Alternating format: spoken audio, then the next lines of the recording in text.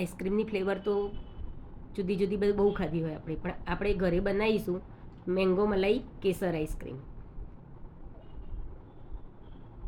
પાકી કેરી આપણે કેસર કેરી લઈ લીધી, એને આપણે અંદરથી ગોટલી કાઢી લેવાની અને આ રીતે ગોટલા કાઢી અને એની અંદર માવો ભરવાનો.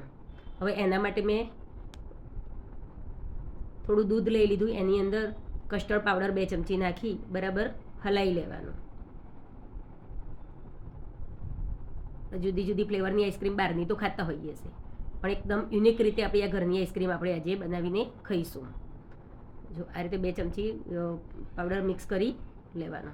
હવે આ બાજુ મેં ગેસ ઉપર કઢાઈ લઈ એની અંદર 1 વાટકી એટલે કે 100 ગ્રામ દૂધ લઈ લીધું. ઉપર જે મલાઈ હતી એ મલાઈ લઈ લીધી, એને ઉકળવા દેવાનું.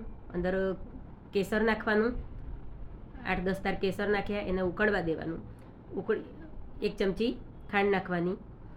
હવે જે આપણે કસ્ટર્ડ પાવડર લીધો તો એ અંદર એડ કરી દઈ અને બરાબર એને ઉકળવા દઈશું, એટલે એકદમ જાડું થઈ જશે. જુઓ એકદમ ઘટ થઈ જશે.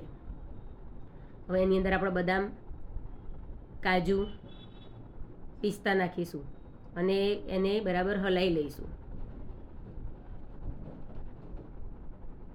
એકદમ ઘટ થઈ ગયું છે.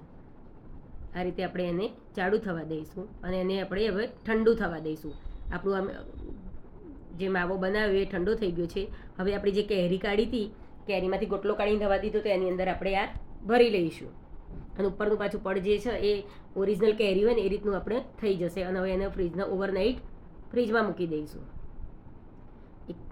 ઓવરનાઇટ પછી અમે ફ્રીજમાંથી કેરી કાઢી આઈસ્ક્રીમ કાઢ્યું છે, એને હવે આપણે ઉપરની છાલથી છોલી લઈશું. આપણને એવું લાગશે કે આ છોલાય કેવી રીતે, પણ સરસ રીતે છોલાઈ જતી હોય છે. અને એના હવે આપણે પીસ કરી લઈશું.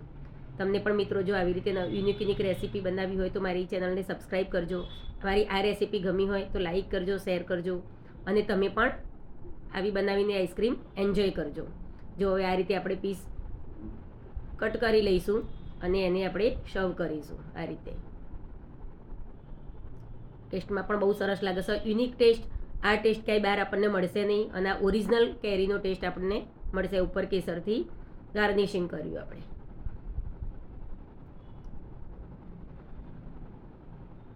કંઈક નવું બનાવવું હોય તો મારી ચેનલને સબસ્ક્રાઈબ કરી લેજો.